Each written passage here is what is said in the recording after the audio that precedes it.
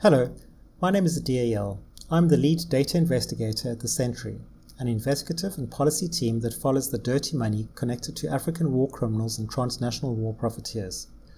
Our job is to shut those benefiting from violence out of the international financial system. As with investigative journalism, much of our work revolves around tracking business people, politicians, organizations, trusts, transactions, and large assets. In this flash presentation, I would like to show you one of the tools that we use to store organizational knowledge and to explore the relationships between persons and entities of interest.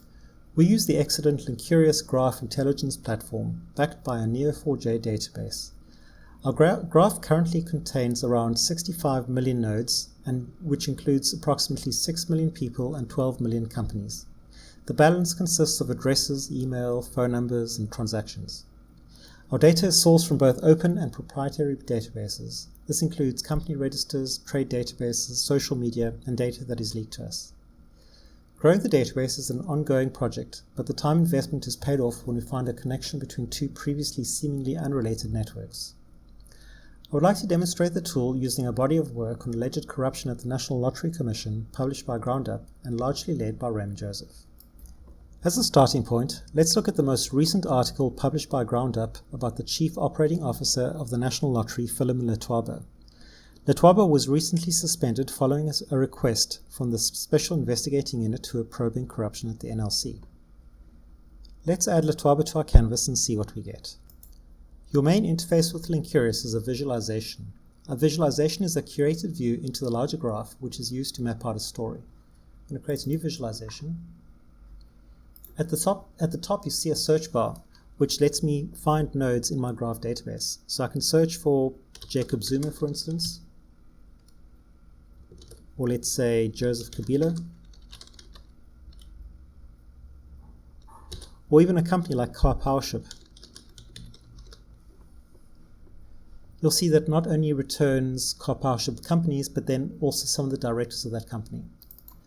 Let's search for Philip Letwaba.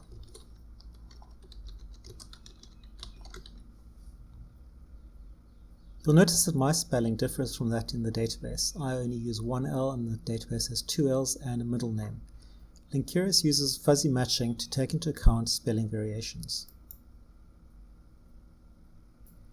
The 27 on the node refers to the number of other nodes connected to it. So if I double click, it opens up and I see a number of companies, so BridgeArc Energy, BridgeArc Foundation, Letwaba Chartered Accountants, Mentormark, etc.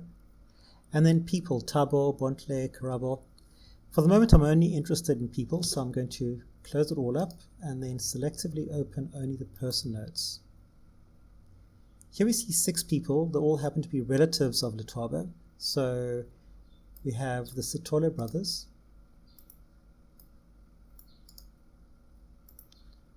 we have Bontle and Rebutile, his wives, and then Johannes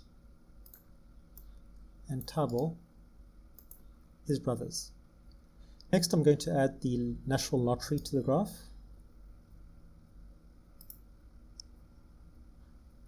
So I'm going to pin the node so it doesn't move around when I add new nodes. That's the National Lottery. And I've added a number of lottery grants as transactions. So here they are. You can see there's a 2 million rand grant, 7.5 million rand, 5.5 million rand. I'm going to look at the 7.5 million rand grant for Denze Primary Care. If I click on it, I get the Denze organization, as well as a number of other grants. So this is 7.5 million. Here's another 5.5 million rand grant. 2 million rand, 7.5 million rand, and another 5 million rand. If I click on Denze Primary, I get to see the directors. So we notice Karabo Sitole, Letwaba's cousin, is a director of Denze, as well as a lawyer called Leslie Romulifo and his daughter Joy Liesel Moses.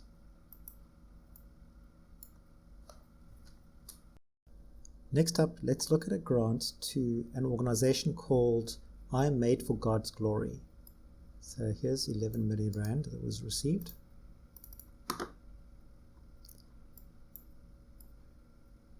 The I Am Made for God's Glory organization, and then a second tranche of 2 million rand, so it's a total of 13 million rand. And we open it up and see who the directors are. So again, Leslie Romalifo appears as the chair of this organization, and then there's also a relationship with Karaba Sitole. He is the secretary of I Am Made for God's Glory. According to GroundUp, a suspicious contract for 2 million rand was awarded by I Am Made for God's Glory to a company called Upbrand Properties. In our graph, you see that Upbrand Properties has both Johannes Letwaba and Tomoletsa Sitole as former directors. The dashed line means former directors of Upbrand Properties. I've rearranged the graph to make it easier to see what's going on. All of the lines highlighted in red show the relationship between lottery grants and Philip and Letwaba. These are only a small subset of the actual grants that appear in the GroundUp articles, but hopefully seeing the network presented in this way gives you a sense of how valuable it is to map a story in graph form. There is one piece of the puzzle missing though. What is the relationship between Leslie Romalifo and Philip Letwaba? Both men are involved in multiple lottery grants, but there isn't a clear connection between the two. A clue can be seen when we look at the business interests of their partners. According to GroundUp, Melanie Duplessis is Romalifo's girlfriend. If we look at her business interests, I'm going to get rid of these extraneous ones. We see that she is a director of a company called Signature Kitchen Design, whose other director is Daisy Letwaba, Philemon's other wife. Individually, none of these connections can be considered to be evidence of corruption, but together they begin to paint a picture of wide-ranging malfeasance. I'm going to quickly demonstrate a relatively new feature in Linkurious called Custom Actions. Using a simple template language, I can create actions that allow me to search for a node in an external database. For example, if I wanted to find articles about Denza Primary Care on the GroundUp website, I can click on Denza Primary Care Custom Actions, and then I created one for GroundUp. It automatically runs a search on the GroundUp website, and then returns the results of articles about Denza Primary Care. Another example is I can actually look up an address on Google Maps. So first let me open up an address. That's an address node, which is 527 Stanza Bopape Street. Right click, Custom Actions, Google Maps. And there it is. One last example. I've hooked up a custom action to search through the Parliamentary Monitoring Group's website. So let's see if Denza Primary Care has appeared in Parliament.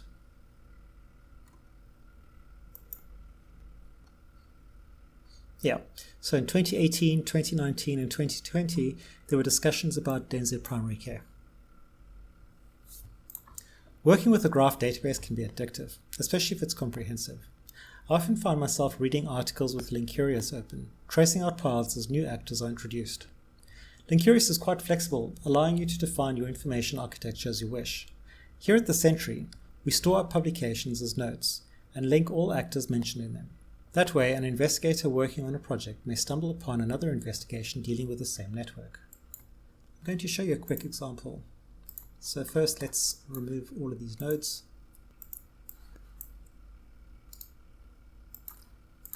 And let's search for a report.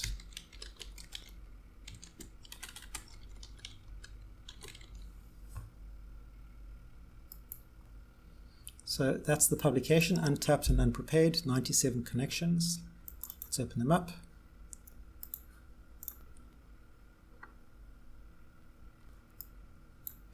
And we see Stephen Dow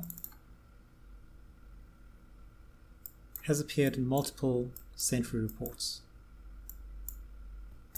Hopefully this presentation has whet your appetite and convinced you to develop a graph database in your own organization.